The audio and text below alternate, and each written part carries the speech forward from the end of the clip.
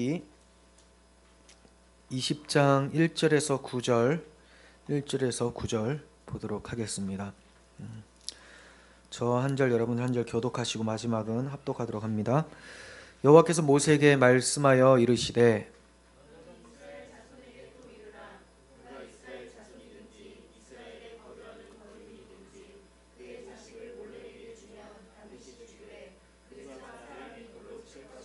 나도 그 사람에게 진노하여 그를 그의 백성 중에서 끊으리니 이는 그가 그의 자식을 몰렉에게 주어서 내 성소를 더럽히고 내 성호를 욕되게 하였음이라.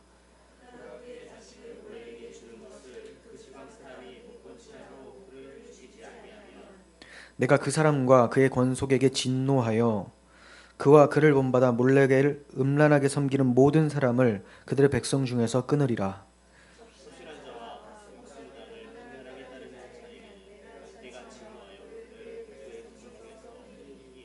너희는 스스로 깨끗하게 하여 거룩할지어다. 나는 너희의 하나님 여호와니라.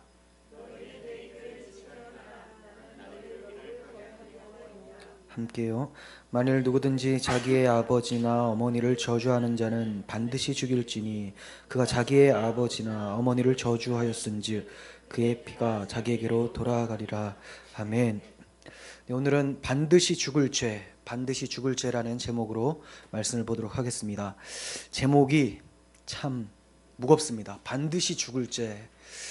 이 말은 하나님께서 죄를 다 싫어하지만 극도로 싫어하는 죄가 있다는 것을 전제로 하는 제목이죠. 이 제목은 사실 오늘 본문에서 여러 번 반복되어지기 때문에 제가 제목으로 정했습니다. 7절과 8절을 보시면 너희는 스스로 깨끗하게 하여 거룩할지어다. 나는 너희의 하나님 여호와니라. 너희는 내 규례를 지켜 행하라. 나는 너희를 거룩하게 하는 여호와니라 라고 말씀하십니다. 계속해서 레위기에서 강조하는 말씀이 이런 말씀이죠. 법도 규례를 지켜 행하라. 거룩하게 행하라. 왜냐하면 내가 거룩한 너희의 하나님이기 때문이다 라고 말씀하시는 거예요. 우리는 규례를 지켜 행하면서 하나님의 거룩을 따라가야 되는데, 다른 말로 규례를 지켜 행한다라는 것은 하나님을 사랑해야 되는데, 그래서 하나님의 거룩함을 드러내는 자여야 되는데 이것을 가로막는 죄들이 있다는 거예요. 그 죄들 중에서 굉장히 심각한 것들을 오늘 본문에서는 말씀하고 있습니다. 그 죄도 다 똑같은 죄가 아닙니다. 어떤 죄를 범해도, 조그만 죄를 범해도 다 하나님 앞에 심판을 받는 것은 마땅하지만 죄에 따라서 심판의 경중이 있다는 거예요.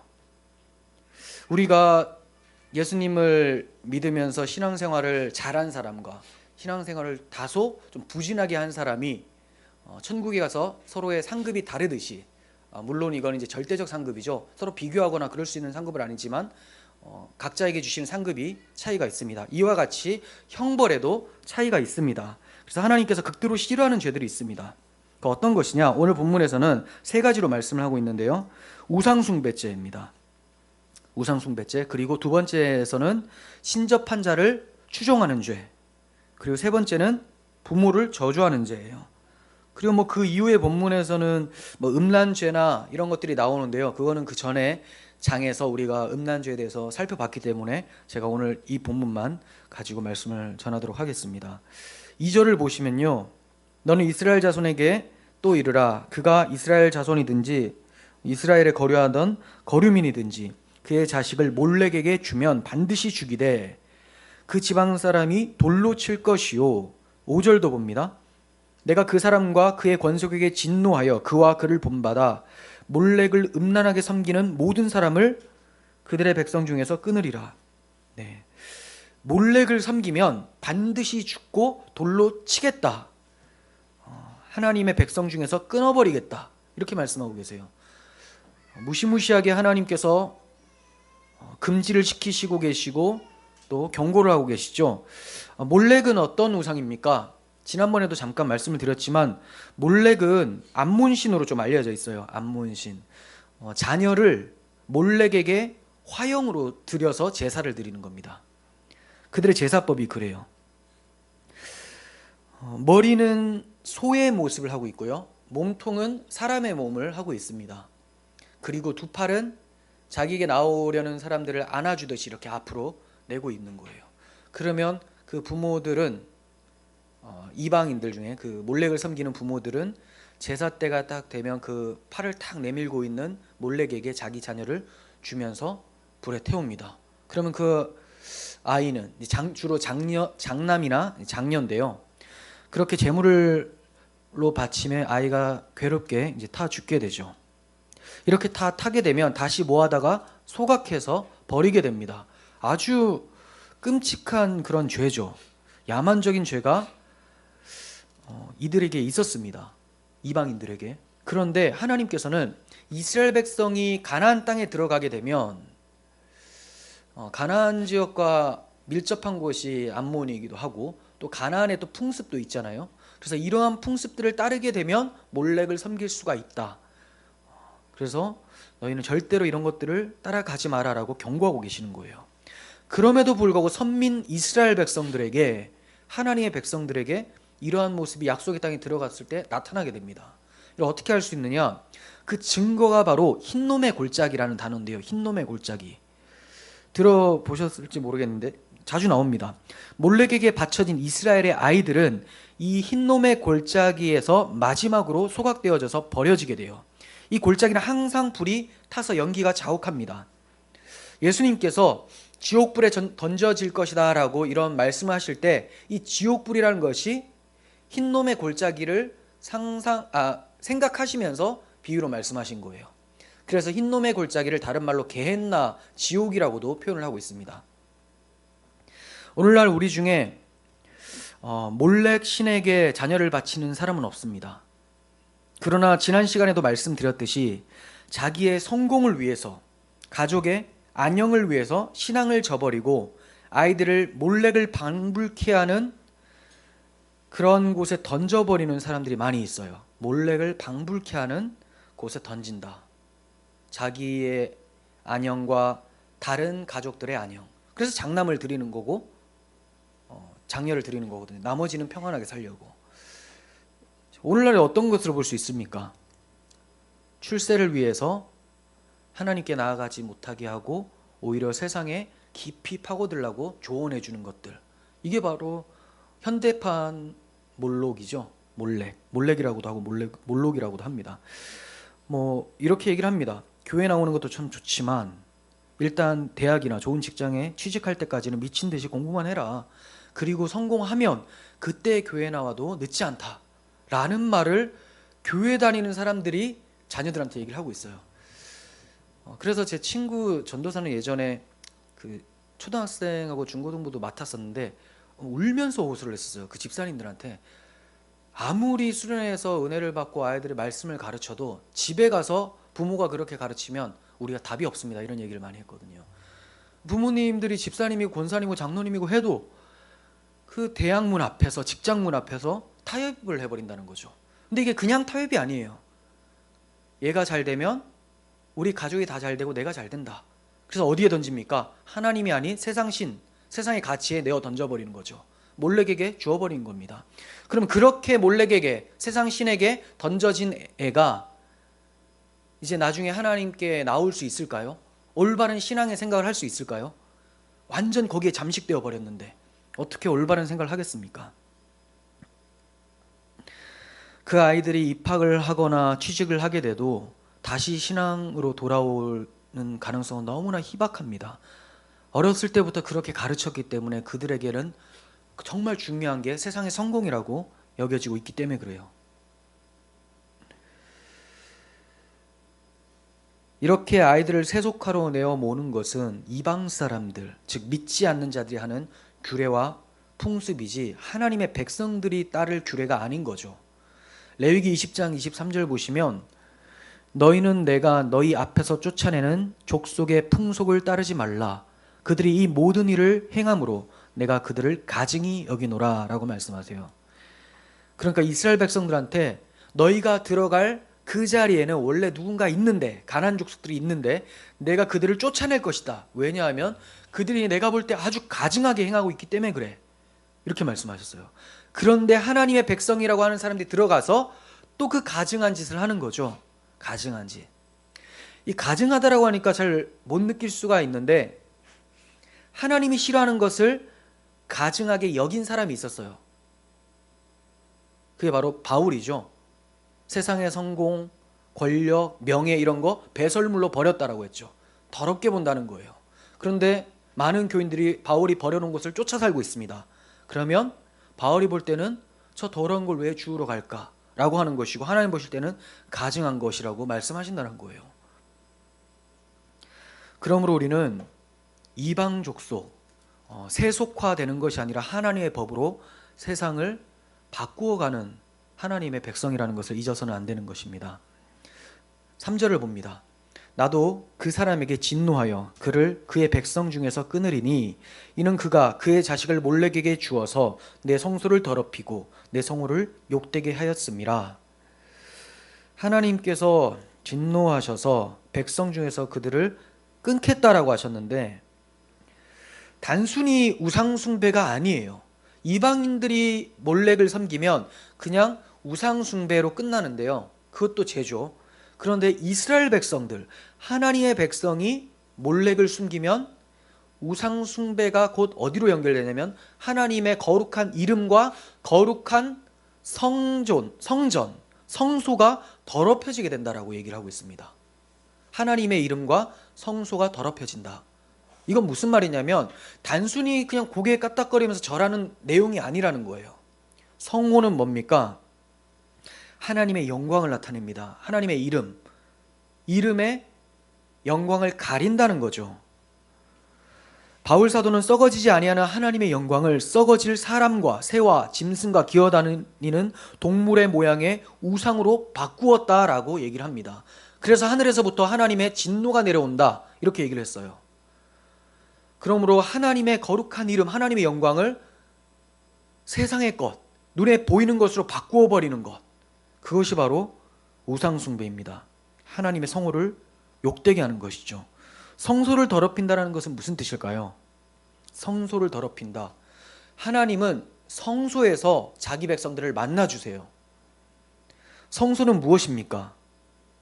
말씀이 육신이 되어 우리 가운데 거하심에 하시는 예수 그리스도의 예표로서 등장했었던 도구였죠. 근데 이 성소가 더럽혀진다는 건 뭡니까? 하나님이 보내실 예수 그리스도를 미워한다. 하나님께서 아브라함과 다윗에게 약속하셨던 메시아 언약을 반역하는 사람들, 이런 의미가 되어져 버리는 거예요. 그냥 단순히 우상숭배가 아니라 하나님이 메시아를 보내셔서 우리를 구원하시고 우리를 만나주시겠다고 했는데, 내가 눈에 보이는 우상을 하나님처럼 여겨버리면 하나님이 보내신다는 그 메시아를 내쳐버리게 되고 하나님의 성소를 더럽히게 되는 것이다 라고 말씀하는 거죠. 그래서 하나님께서는 메시아 언약을 반역하는 죄이기 때문에 반드시 죽을 것이다 라고 말씀하고 계시는 거죠. 백성 중에서 끊어질 것이다. 절대로 사하심을 받을 수 없는 죄가 무엇인지 아십니까? 우리는 흔히 알다시피 성령 모독죄예요. 성령 모독죄. 근데 이 너무 추상적이잖아요. 제가 말씀을 드린 적이 있는데, 성령께서는 예수 그리스도를 증거하시는 분, 진리의 영이시니까 그분이 증거하시는 진리이신 예수 그리스도를 거부하는 것이 성령 모독죄고, 이것은 사하심을 얻지 못하게 되는 것이죠. 이와 같이 메시아 언약을 반역하는 행위가 바로 우상 숭배였기 때문에, 몰렉을 숭배하는 것이었기 때문에 반드시 죽일 것이다, 그리고 내 백성 중에서 끊어질 것이다 라고 말씀하고 있는 거예요. 이처럼 구약 이스라엘 백성들이 멸망당하게 된 원인은 단순히 우상 숭배를 해서가 아니라 아브라함과 다윗에게 주신 메시아 언약, 오실 그리스도를 거부했기 때문이라고 할 수가 있습니다. 오늘날 교회 강단에선 메시아 언약에 대한 반역이 어떠한 모습으로 일어납니까? 강단에서도 메시아 언약을 반역을 하고 있는데요.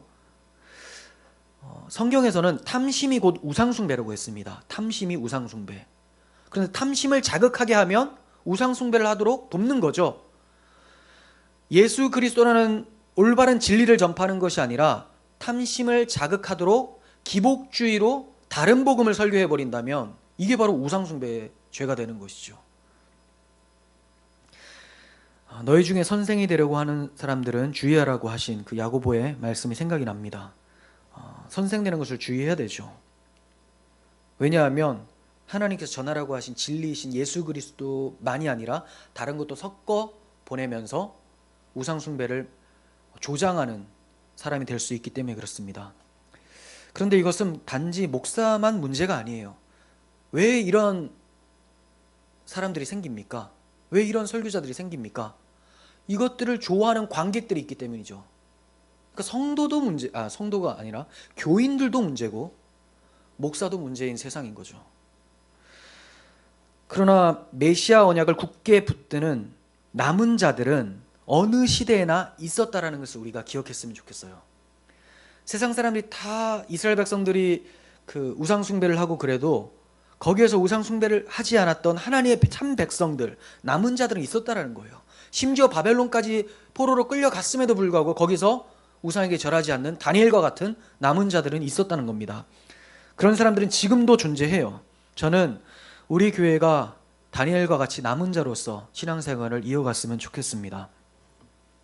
바울 사도는 자신이 사역하던 당시에도 세속 풍속을 따르는 많은 사람들이 있었다라는 것을 경계하면서 교회에게 이렇게 권면을 해줍니다. 로마서 12장 2절. 너희는 이거 무슨 말입니까? 그들은 있다는 거예요. 그들과 너희는 다르다. 너희는 이 세대를 본받지 말라. 오직 마음을 새롭게 하고 변화를 받아서 하나님의 선하시고 기뻐하시고 온전한 뜻이 무엇인지 분별하도록 하라. 기독교인들이 하나님의 선하시고 기뻐하시고 온전한 뜻을 분별하는 것이 바로 하나님의 규례와 법도를 가슴에 지키고 살아가는 거예요. 하나님의 법이 뭔가, 하나님의 규례가 뭔가를 끊임없이 생각하는 것. 이게 바로 성도들의 모습이죠. 그걸 생각 안 해버리면 어떻게 되냐? 이 세대를 본받아 간다는 겁니다. 우리에게 진리가 없잖아요. 그러면 비진리를 따라 행할 수밖에 없어요. 왜냐하면 진리가 없으면 공허합니다. 그 공허함을 비진리라는 가짜로 채우려고 하는 습성이 우리에게 있기 때문에 그래요. 그래서 반드시 우리는 하나님의 진리이신 말씀, 복음으로 채워지지 않으면 세상의 악한 것들을 해낼 수 있는 능력이 없어진다는 거죠. 구약 시대나 바울 당시나 지금이나 여전히 이 세대의 가치를 쫓아 살려는 사람들이 많습니다. 적지 않은 교회가 이러한 길로 가고 있습니다. 이러한 풍조는 말세가 될수록 더욱 심해져 갈 거예요. 그럴수록 우리는 하나님 말씀 앞에 서서 우리의 귀와 우리의 마음을 내어드리고 믿음의 순종을 해야 될 때예요. 그렇게 하는 것이 예수 그리스도 안에서 하나님의 성소가 된 우리들을 더럽히지 않는 것이고 그리스도에게 두신 하나님의 이름이 우리 때문에 모욕당하지 않게 되는 겁니다. 이제 두 번째로 넘어가도록 하겠습니다. 두 번째는 접신하는 것이죠. 접신하는 것, 무당 나옵니다. 6절 봅니다. 접신한 자와 박수무당을 음란하게 따르는 자에게는 내가 진노하여 그를 그의 백성 중에서 끊으리니. 27절에도 남자나 여자가 접신하거나 박수무당이 되거든 반드시 죽일지니 곧 돌로 그를 치라. 그들의 피가 자기들에게로 돌아가리라 라고 말씀합니다. 원래 사람을 죽이면 그 피가 죽인 사람에게 돌아가요. 그래서 그가 죽게 되는 겁니다. 그도 죽여라 라고 돼요. 근데 박수무당, 접신한 자는 돌로 쳐라. 그들의 피가 그냥 그들에게 남아있다라고 말씀하고 있는 겁니다. 반드시 죽을 죄라는 건데요. 왜 그렇습니까? 신접한 자나 박수무당은 죽은 자의 신을 불러내서 그 신을 통해서 미래를 점치는 일을 해요. 그러니까 하나님을 의지하는 것이 아니고 하나님 외에 잡신들을 불러낸다는 거죠. 그리고 그들을 통해서 점을 친다는 겁니다. 이러한 행위는 하나님과 관련이 없는 이방인들만 할 거라고 우리는 생각을 해요. 불신자들만 이런 일을 할 거라고 생각을 합니다. 그러나 교회 다니는 사람들 중에 많은 사람들이 점집을 찾는다고 말씀을 드렸습니다. 그리고 굳이 점집을 가지 않는다 하더라도 나는 점집 안 가는데요. 내가 크리스천인데 어떻게 갑니까? 하는 사람들조차도 교회 내에 양복 입은 무당한테 점을 보러 간다는 거죠. 아시겠죠? 양복 입은 무당 김성수 목사님이 얘기했었잖아요. 뭡니까? 목사인데 무당 같은 목사, 점쳐주는 목사라는 거죠. 무슨 말이냐면 예언의 은사가 있다고 하면서 나에게 와라, 내가 앞니를 점쳐주겠다라는 사람, 그런 사람들을 쫓아 행하는 사람들이 얼마나 많습니까? 얼마나 좋아합니까 그런 거. 예전에 좀 이전에 있었던 교회에서 그런 은사를 강조를 많이 했던, 예언의 은사를 강조를 많이 했었던 어떤 사역자가 있었고, 저는 말씀 중심으로 사역을 했었는데, 제가 아무리 말씀을 전하고 막 해도 애들이 아멘 하고 나서 끝나잖아요. 수련회 때 끝나고 나면 그 전도사한테 우르르 가가지고 예언 듣는다고 다 앉아 있는 거예요. 와, 예언이 이렇게 강력하구나. 근데 그 예언이라는 것은, 성경의 예언은 맡을 예자거든요. 미리 예자가 아니라 뭐예요? 말씀을 맡았기 때문에 받은 말씀을 그대로 전하는 거거든요. 근데 그들은 앞일을 미리 얘기해 준다라고 지금 착각을 하고 있는 거예요. 성경의 예언은 그런 예언이 아니에요. 물론 미래에 있는 일들이 나오기도 합니다. 왜냐하면 하나님 말씀을 맡았는데 하나님이 미래의 일들을 가르쳐 주시니까. 하지만 이것은 우리의 사사로운 일상에 대해서 점쳐주는 게 아니라는 거예요. 어떤 사람들은 이렇게 물어요. 이스라엘 백성들의 앞일에 대해서 예언이 되어 있지 않습니까? 그러니까 우리 민족이나 우리 교회, 우리 가정의 앞일도 예언해 주시지 않습니까? 라고 묻습니다. 그러나 이스라엘 백성들의 앞일은 사사로운 게 아닙니다. 이스라엘 백성들의 앞일은 사사로운 게 아니에요. 왜냐하면 이스라엘 백성 자체가 하나님의 구속사적인 경륜 가운데 어떠한 역할을 하고 있는 사람들입니까? 하나님의 백성들, 성도를 예표하기 위해서 사용한 사람들이죠. 천국 백성들을 나타내기 위해서 하나님이 이 땅에 민족을 하나 택했는데 그게 바로 이스라엘 백성들이라는 거예요. 그럼 이들을 통하여서 하나님이 미리 그들의 앞일을 예언해 준다는 건 뭐냐면, 앞으로 하나님의 백성들은 이러이러한 삶을 살아가게 될 것이고, 그러한 삶 가운데서 하나님께서 어떻게 보호하시고 인도하실 것인지를 이스라엘 백성들의 역사를 통해서 보여주셨다라는 거예요. 그러니까 뭐 우리 한국의 미래를 얘기해 준다, 뭐 일본의 미래를 얘기해 주고 북한이 어떻게 행할지를 말씀해 주신다, 이런 거는 성경에 나오지가 않아요. 그런 사사로운 내용들은. 근데 오늘날에 예언한다는 사람들은 그런 걸 더 좋아하죠. 성경에 관심이 없고 그냥 뭐 봤다 이런 것만.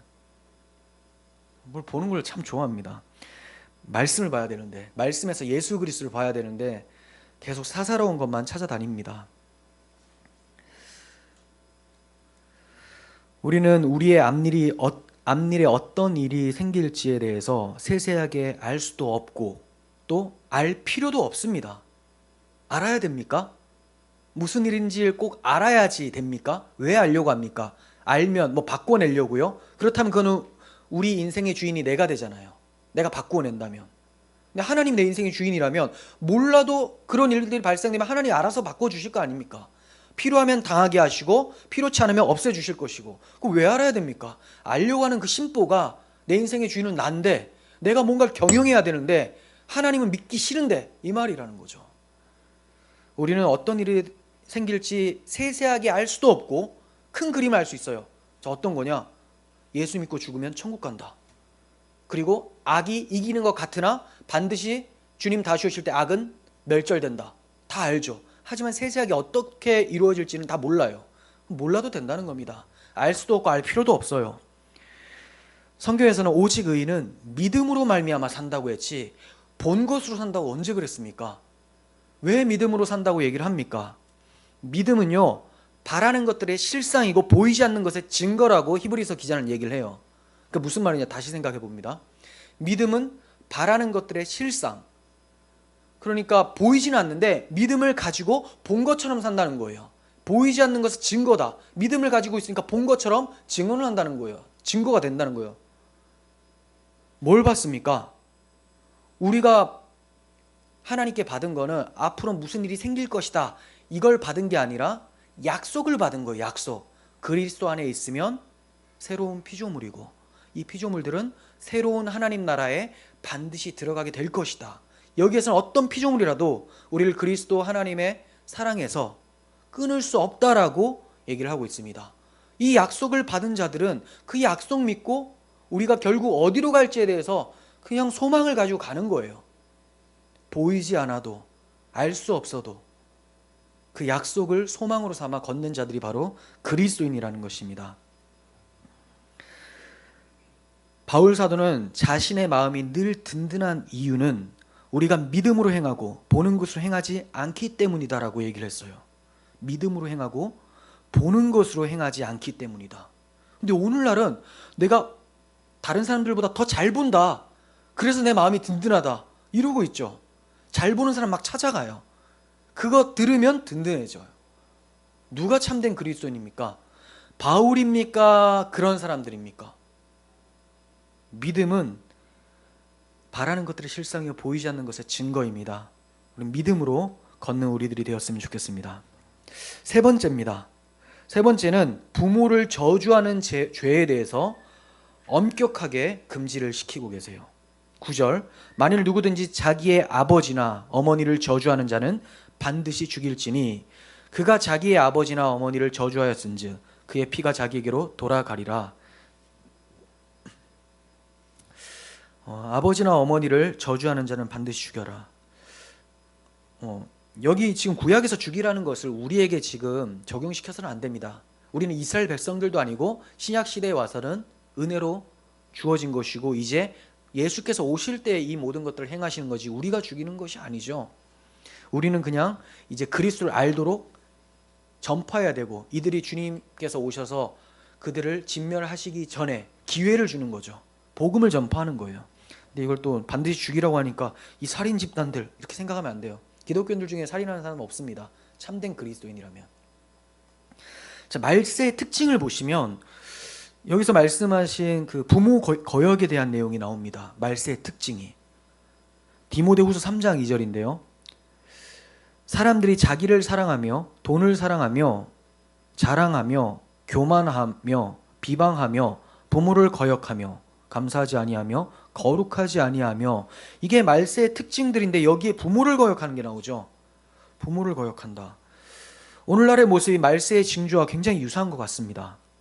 부모는 우리의 삶의 뿌리가 되는 사람들이죠. 왜냐하면 그들이 없으면 우리가 없으니까. 하나님 우리를 만나시기 위해서는 부모를 먼저 주시고 우리를 만나 주셨다는 거예요. 그런데 이 부모를 부인한다, 거역한다는 것은 내 존재 자체를, 정체성을 거역한다는 거죠. 하나님께서 10계명을 주실 때 5계명을 분기점으로 해서 이웃사랑을 계명을 말씀해 주세요. 5계명이 부모를 공경하라인데 이것을 시작으로 이웃사랑에 대한 계명을 말씀해 주시고 계세요. 왜 부모를 공경하라라고 하는 5계명이 분기점이 될까요? 이 굉장히 이중적인 의미를 가지고 있습니다. 그래서 어떤 사람은 1에서 4계명까지 하나님에 대한 계명, 5에서 10계명을 이웃에 대한 계명이라고 하는데 저는 1에서 5계명까지 하나님에 대한 계명, 5에서 10계명을 이웃에 대한 계명, 이렇게 봐요. 그러니까 5가 중첩으로 봅니다. 왜 그러냐? 부모를 공경하라고 할 때 이스라엘 백성들이 바로 떠올려야 될 대상은 하나님이라는 거죠. 하나님이 우리의 부모이시죠. 우리의 아버지십니다.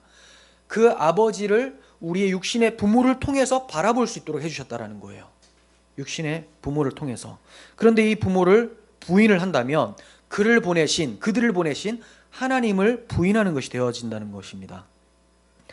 하나님께서는 영적 부모이신 하나님께서는 육적 부모를 통해서 우리를 보호 인도하시고 하나님께 대한 우리의 마음을 확인하시기를 원하세요.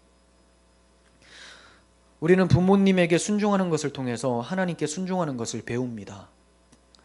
그러니까 쉽지 않죠. 하나님께 순종하는 것이 참 쉽지 않다라는 것을 우리 삶 속에서 느끼게 됩니다. 어떤 분들은 이렇게 얘기할 거예요. 부모 공경이 그렇게 어렵습니까? 부모님이 잘 맞춰져서 그럴 수도 있습니다. 부모님과 부딪히는 의견들이나 이런 것들이 있을 때 그게 쉽지가 않죠. 자식은 쉬워요. 자식을 사랑하는 것은 굉장히 쉽습니다. 그래서 성경에서 자식을 사랑하라 이런 표현은 있는지 거의 기억이 안 나는데, 부모를 공경하라 이건 얘기를 하세요. 왜냐하면 잘 안 되니까. 자식 사랑은 내리 사랑이라고 하잖아요. 자식은 가만히 있어도 그냥 사랑해요. 뭐 사랑을 힘을 내서 사랑할 필요가 없이 그냥 사랑하니까 엄청난 사랑이 막 흘러가요. 근데 부모님은 사랑하려고 애를 써야 돼요. 왜냐하면 이게 권위의 문제가 좀 있습니다. 부모님의 권위가 있고 나는 내 인생의 주인이 나고 싶은 그런 마음이 있는데 부모가 뭐라고 하면 내가 거기에 따르고 싶지 않은 마음이 생기거든요. 충돌이 일어나요. 자녀에 대해서는 원래 권위를 내가 가지고 있고 흘려보내면 되는 거죠, 그냥. 내리사랑인데 부모에 대해서 사랑하고 공경하는 것이 참 쉽지가 않아요. 우리는 이걸 통해서 하나님께 순종하는 것을 배운다는 거죠. 자녀에 대한 사랑을 주는 사랑이라고 할 수 있고요. 주는 사랑. 부모에 대한 사랑은 순종하여 받아들이는 사랑이라고 할 수가 있을 것 같습니다. 우리는 우리 마음속에 고집스러운 옛 습관들이 참 많이 남아있죠. 하덕규 씨가 얘기한 것처럼 내 속에 내가 너무도 많아. 그래서 부모님의 말씀이 쉴 곳을 찾지를 못하는 거죠. 받아들여지지를 않아요. 근데 이제 우리가 하나님과의 관계에서도 마찬가지입니다. 하나님의 말씀이 우리에게 떨어질 때 나라는 그 자아가 너무 강하게 되면 하나님 말씀을 받을 수가 없죠. 그래서 하나님 말씀 앞에 항상 우리는 겸손, 또 다른 말로 자기 부인이 필요하다는 겁니다. 부모 공경도 마찬가지로 자기 부인이 되어야 돼요. 이렇게 우리에게 보내주신 부모를 공경하지 않으면서 어떻게 하나님을 주인으로 모실 수가 있겠습니까? 보는 바 형제를 사랑하지 않는 사람은 보이지 않는 하나님을 사랑할 수 없다라고 야고보 사도가 얘기를 했습니다.